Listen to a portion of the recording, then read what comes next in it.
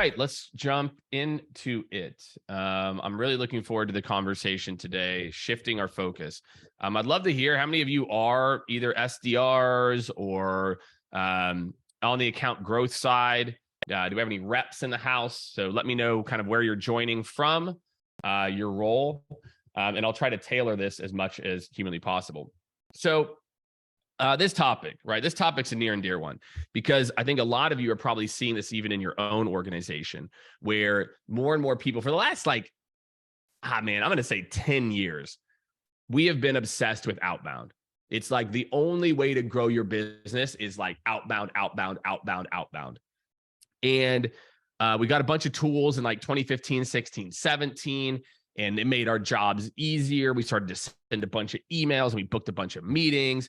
And then everyone started to do that. And then it stopped working as well. And now we got our next new thing in sales, which is account expansion, growth, growth and retention over net new business. I'd love to know, just like show of hands. You can just, either hit the clap or the like or one of these other emojis. I see that I did add like a laughing, a funny emoji. So LinkedIn is upping its game with a funny emoji now. On how many of you are hearing this at your own current customer, or sorry, at your own current company? How many of you are hearing, hey, we need to focus on our current customers, like on retaining these customers and growing these accounts? How many of you are hearing that right now? Just give me like a quick sign of hands. Who's seeing this today? Is this something that your organizations are pushing for? I'd love to just kind of get a rough pulse check on some of this. But it seems like more and more people, okay, Jeff and Eric, boom, I got two hand raisers right here. I think it's just going to continue to be more and more folks. So again, if you're not seeing it now, like you're going to see it. It's like a thing. So, all right. So people are seeing it. That's great. As a part of this, we've got more and more people. Lauren Silvers. What's up, Lauren? Hope you're doing amazing. Appreciated that post, by the way, shouting out the Modern Leader newsletter. So if you don't subscribe, sign up. Lauren did a wonderful post about it the other day, which I appreciated. So account expansion, everyone is like, yes, this is a new thing. To me, I mean, like, look, can we all be honest that there's an irony here of like, what's most important instead of cold outbound is keeping our current customers and growing those relationships. Like, I don't know about you, but I think there's a common sense factor a little bit here where it's like, wait, this is like a thing now. It's like, have we lost so much sight over like, what's the goal of a customer? It's not to sign a contract. It's to keep them and retain them. Every single one of you, if you work at a software company, every single one of your valuations is based on lifetime value, not the cash that they gave you for one contract.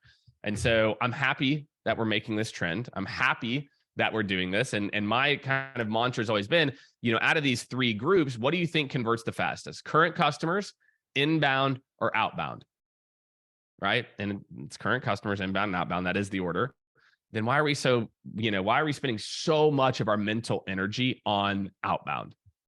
So we're here. Welcome. We are here now in this whole new world. I wish I had like somebody on like a mix. We could play some Aladdin right there. My kids love Aladdin. So we're in this whole new world. And the interesting part, I'm going to talk about why we're here a little bit and we'll get into it. So number one, consequences of why we have to do this. So I'm just dropping this here into chat. Boom.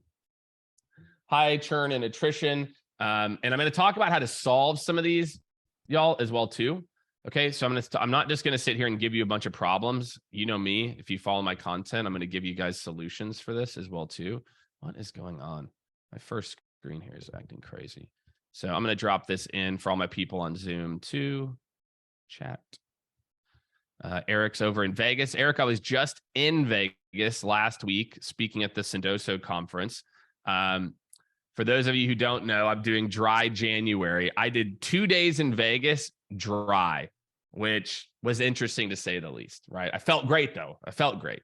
Got a massage, worked out. It's like productive, but that was my ultimate test. If I can go to a steak dinner with a bunch of sales leaders and maintain and not give myself a cheat, I'm winning. So Eric, I had a good time in Vegas, even though I didn't even gamble. I didn't gamble once. I didn't even play one slot machine. It's wild. So number one here, okay, which is high churn and attrition. Well, let's talk about how we got there. Okay, for those of you who are like, well, Jake, yeah, it's great. We've got high churn and attrition. Like, how did we actually get here? Well, I'm going to tell you, like the number one reason we see for this high churn and high attrition is bad comp plans. And a lot of you can't impact that, right? So if you're a new business rep and your leader is like, sell more contracts, sell more. And there's no incentive if they renew or not. There's no incentive if like they're a massive time suck on your customer success org. There's no incentive. Well, I mean, what are you going to do? You're just going to sell the deal, right? So like there's no incentive for you to care about metrics, even though, and I talk about this a lot, the goal of every revenue organization, and this is a quote, you can feel free to steal. The goal of every revenue organization is to create power users, right? Like that should be the goal. And so I can tell you one of the biggest reasons right now that we see churn happening is compensation. And the other is I call it like the 3-year like hype curve, which is people buy something, especially what happened in 2020. There's all this, nobody's spending anything for a little bit. Late 2020, 2021, everyone bought every sales tech that existed. Boom, boom, boom. So we bought all this sales tech. We loved it. 2021, we kind of used it. Last year was like, yeah, all my friends bought it and I bought it. Then last year's like, we didn't really use it. And now this year, again, we're in year 3 of the hype cycle. It's like, do I need this thing? And so a lot of technologies right now are going through that process. And so what happened is they got high on their own supply. They thought like, oh, everyone's buying this, so we must have product market fit, not realizing what they really had is people had a lot of money that they didn't deploy in 2020. All right, what's up? We got Kenya in the house. That's amazing. I love that. So again, for a lot of you who are out there, I want you to think about those two things. How do I create a sales rhythm? And again, whether we're adjusting the comp plan, which a lot of you are like, sacrilege. You can't adjust the sales comp plan to somebody who renews. And it's like, can't that be like a portion of the comp plan? I'm not suggesting all sales comp, but what we're suggesting to our clients is 10 to 15% of their comp is tied up in the renewal, right? Like one, it'll incentivize tenure for the people to stick around. 2, it incentivizes what's right for the customer, right? And then the second big piece, that I mentioned before, again, is this idea that third piece I want to get into first, just looking at my notes, is implementation. Another big reason that we're seeing for churn, it's not that just sales is forced to jam deals down the throat and there's no, consequences as a part of it. It's also because of implementation. How many of you have an implementation team that's tied to time to implementation? If your implementation team, I'll write this one in there. If your implementation team has a main KPI of time, you are going to consistently jam people through that aren't ready. Because what's going to happen is you're going to force people through an implementation process as a main KPI of time to implement. You are in trouble. Trouble. Can't remember what movie that's from. It's like an Eddie Murphy classic. So I want you guys to think about that. Well, Jake, isn't time to implement a good thing? Well, hypothetically, it's a good thing. But I cannot tell you, we work with some of the leading sales technologies on this planet that a lot of you use. And I can tell you what it actually incentivizes is an implementation team that says, get them through. Did they check these 6 boxes? We did this training. We got it synced with Salesforce. We did this governance meeting. We did this strategy meeting. Check, done. Move them down the conveyor belt. Implementation says, checkbox, we're crushing it. And then the customer's like, people still aren't using it. So those are my things for you. And then obviously negative brand image. We're not seeing this yet, but what's going to happen whenever we're going to have a bunch of layoffs in sales tech this year. Just buckle up. If you work at a lot of sales technologies, as they go through that 3-year hype cycle I talked about, they're going to have to lay a lot of people off because as they go through that, they try to jam people through implementation. So I don't think, I put in here earlier in the chat that I think one of the consequences is a negative brand image. I don't think we're seeing that yet. A lot of what we're seeing is more of like a lukewarm brand impact. So when I ask you, I say, hey, what do you guys think about Gong? What do you guys think about that? 2 years ago, it's like, oh my God, I love it. It's so great. Everybody's using Gong. We love Gong. Last year, it's like, yeah, no, we definitely use Gong. This year, people are like, yeah, like we're getting value out of it. So I think what you're seeing is less of like negative brand image as opposed to like, meh, brand image. That's not a technical term, meh, but I think you all get the sentiment that I'm getting at here. All right. So number 2, what are some of the benefits of doing this? Okay. So I'm going to drop this in here. Whoops. Faster growth. Okay. I'm just telling you right now, some of my, as someone who's worked with thousands of companies, okay, that multiple thousands over the last 10 years, Skaled is turning 10 years old this year. We'll have more around that coming up soon, which is very exciting. My absolute favorite engagements are our account growth engagements. And here we go, everyone. Eric had a comment here too, which I really liked. Enter the implementation team, main KPI equals time is a problem. Eric, if you could be more specific on your question, I think I understand what you're asking, but you could drop it in there as well too. So anyone else out there, again, you're thinking about this problem, you're like, oh my gosh, Jake, like, how do we actually solve for this thing? I'm going to talk through faster growth and why you should give a shit about faster growth in particular. So faster growth. You may or may not actually go check out. I did a post this morning. Let me see if I can just find it real quick for everybody. Where's my post from this morning? And I talked about this. We had a current customer that we implemented this strategy for. This is a few years ago. I'm going to drop the link here for you all to go check it out too. Post from this morning. So go check this out as well. We repositioned one SDR for them. One. So this company sells to big finance all over the globe. They do hyper connected fiber between the top stock exchanges. That's about as far as I can explain it. There's other technology involved. Have some of the best logos, Barclays, you name it, they've got them, but they're only working with 1 or 2 groups. So we came up with this novel concept. What if we took one SDR and we did 2 things? One, we armed the sales team with a warm referral talk track, right? So if you DM me, I can send you that talk track. You know what? Maybe I'll just do a whole LinkedIn live on the warm referral talk track. If I can find it real quick, I'll pull it up. But if not, LinkedIn post or live. It's really good. It works really well, which is this concept of that half the reason you don't get referrals is that you just ask for them and expect people to already know the people. What do I mean by that? You go into them and you say something to the effect of like, yeah, hey, do you know anyone over in the blah, blah, blah? And they're like, yeah, let me check and get back to you. And then how often do they get back to you?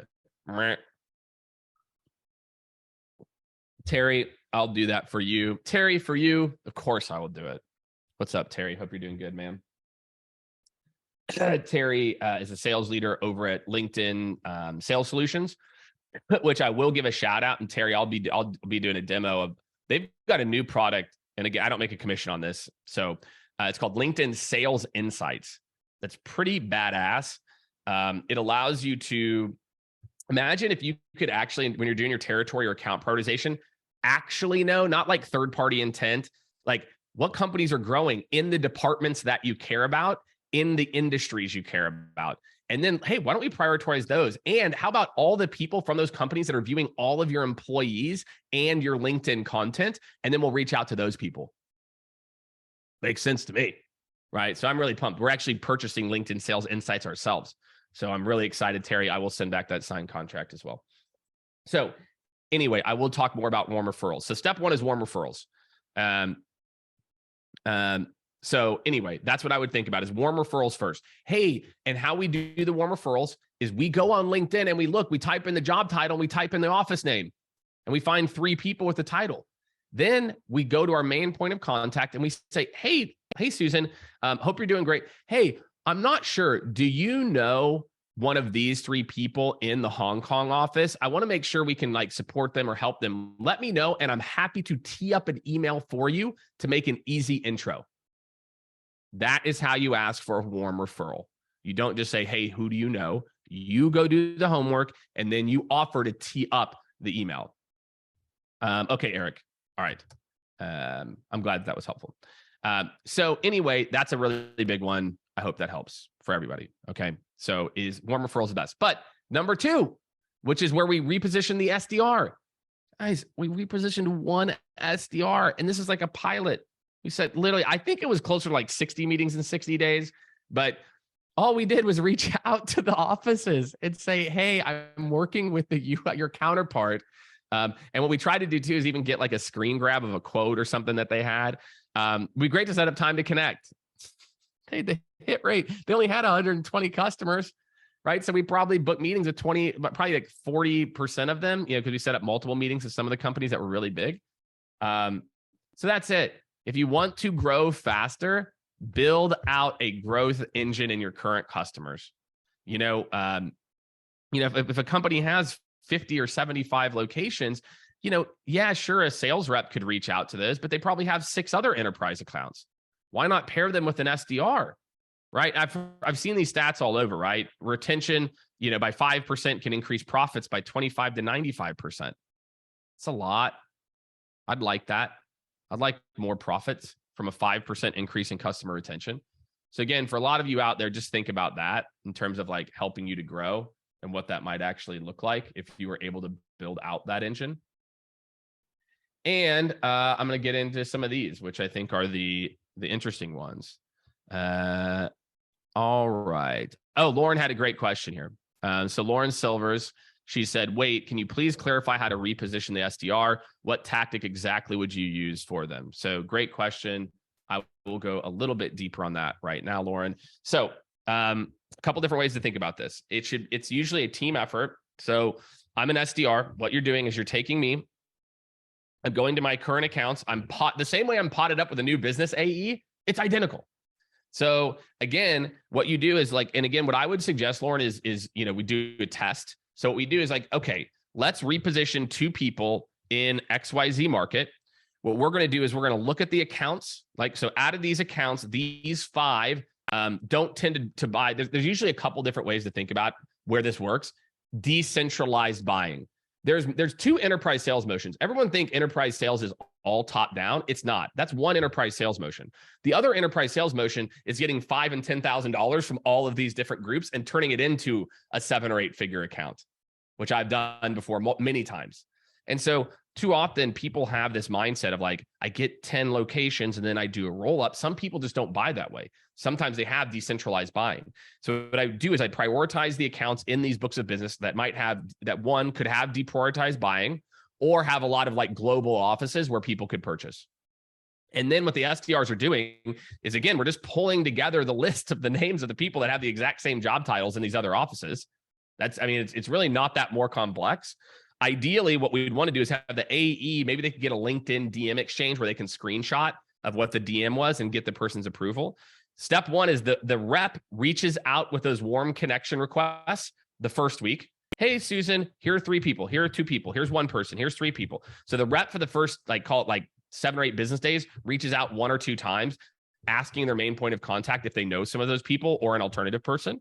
Then as soon as the warm is up, that SDR group immediately starts targeting all those different satellite offices or the different global offices with the message of, hey, we're doing work in your US office. Here's an idea of the impact. And again, if I have a quote that's even better, I want to set up a quick 15, 20-minute conversation to talk through how we're working, and driving better trade decisions in your Chicago office. So that's how you do it. And yeah, it will work immediately. And then you'll go, holy shit, why haven't we been doing this for all of our enterprise accounts? For example, we used to do this back in the day at Career Builder. This is back in late 2000s, early 2010s. We had a franchise team. I don't want my enterprise rep calling every State Farm location. What a waste of time. So again, think of those, they were decentralized, right? So decentralized decision-making or global footprint, lots of big global footprint. So it works much better at the mid-market enterprise level. So if that helps. Thank you, Lauren. Fantastic question. All right, last 4 things here what are stopping us today? Okay, so wrong mindset strategy. Let me put this into my Zoom folks here too. Zoom, don't forget about you. Come on over. Boom. There we go. Okay. Why do we need to make the pivot, etc. New business is shiny. Man, it feels good. New business. I'm like I'm doing activity. I'm setting meetings. It feels great. I love it. They call it like, Aaron Ross called it, there's spears, seeds, and nets, right? And so we're doing it. What if we took the same mindset to our current customers? You have to do that. Imagine if we took all the same principles of what we did with net new business growth to our current customers. And I'll tell you early on, I'll give you a very perfect example of this, of a couple other things around strategy. The DNA of the people, right? So I'll get to that here in number 3. Actually, you know what? I'll get to that in number 3. Number 2 is training and compensation. CS organizations must be trained how to have business and value-based conversations, not just how's it going. I was on a call with a hopeful new customer here on Friday, and we're doing an account expansion project with them, hopefully. And I said, look, I can promise you this. There are 3 things that by working with us, we're going to eliminate from a training standpoint. Your team will never send an email or a touch point that says checking in, touching base, or catching up. Instead, we're going to have value-based reasons for reaching out and engaging to where people want to meet with us. How many of your CS teams get people that cancel on them all the time? They have the meeting. Oh, I'm running late. No, everything's good. We're great. We'll catch up later. And then it just becomes a habit, and then they just stop showing up for it. Okay. So you have to train your teams how to add value. And a lot of teams, it's not that they don't want to do it. They just don't know how to do it. I talk to a lot of CS teams, and it's more so for them. They're like, I get it, but what should I talk to them about him? I'm going to give you guys a hack for this. The best hack I can give you right now, if you're struggling on what should I talk to my customer about, Chat GPT. Chat GPT. I'm going to do this right now. I know Lauren works at Intercom. Okay. Here's what I'm going to do. What are the top? Hold on. Let me share my screen here. I'm just going to show you all this in real time. All right, here we go. All right. What are the top reasons an HR team would use a chat bot? Oh, hold on. Maybe I have to log back in. All right. What are the top? And again, I know it's not a chat bot. What are the top reasons let's just say a finance team would use a chat experience? Get ready. Again, I haven't done this search. This could totally blow up in my face, but I have all faith in the world on Chat GPT. Oh, here we go. Better collaboration. Boom. Right now, this is a different type of chat. Increased accessibility. Easier for team members to reach each other. Or, again, I could go in and say like customer facing. So my friends, if you're like, Jake, what's the value that I could add? Chat GPT will just tell you. Right. And I can go change this. I can say, what are the best ways to use chat to interact with current customers in 2023 top trends? Chat GPT for the W. Okay. If y'all are not getting involved with Chat GPT, you are wasting a lot of time. Lauren says somehow OpenAI won't let me in. Well, you've got a PhD, Lauren. Maybe they know about you. They're like, she's going to get our secrets. But Google, the rumor is Google's actually coming out with something. So stay tuned. People. So I talked about comp plan already. Guys, I'm a big fan. Your sales team needs to have a small percentage of their compensation tied to the first renewal.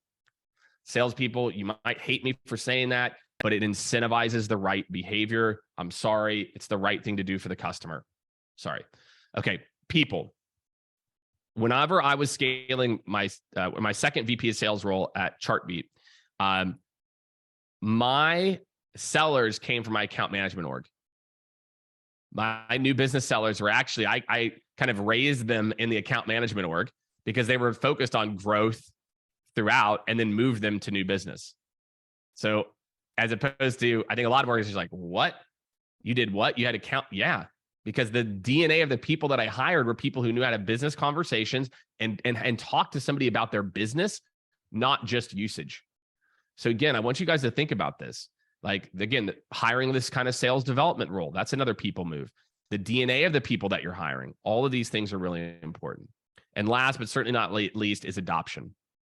That if you don't have clear adoption metrics, it is shocking to me how little teams have like clear adoption metrics. What does getting started, initial usage, and power usage look like?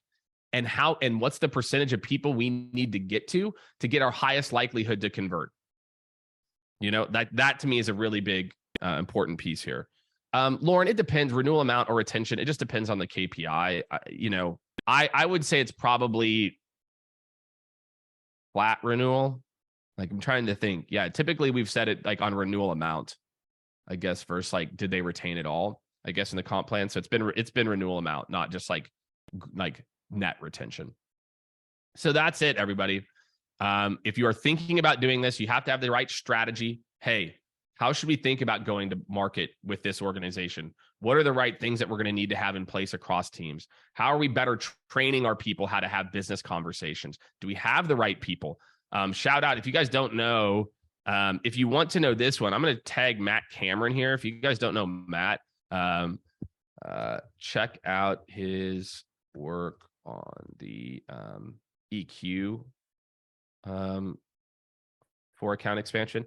Matt's got a whole framework. It's pretty badass. I just saw it in Vegas last week. Where you need to see, do your people have the right EQ to turn to this growth mindset, to be account expansion focused, or are they really good at just like talking about usage, right? The people part of this is very real. Go connect with Matt Cameron and check out what he's doing there, because it's really interesting. And then last but not least is adoption. You need to have different adoption metrics for each step of the journey, with the goal being power usage and defining what that looks like. So my friends, a lot of you, if not all of you, are going to be focused on account expansion on top of outbound or net new. This is your framework. So use this as a catalyst to have smart conversations internally. DM me if you have any questions. I'm going to do some more on this warm referral thing. So I'll do a little bit more on that for you all. And I hope this helps some of you out there. If you're trying to think about, Jake, what do we need to do?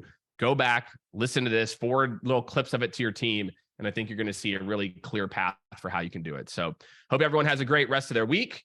I'll see you all on Monday. I think I've got another webinar coming up here on Thursday with the team at Humantic. They're doing some cool stuff too. And then I will be in Kansas City for the Chiefs versus Jaguars playoff game. So go Chiefs. Hopefully we get a big W there. Have a great rest of your week, everybody.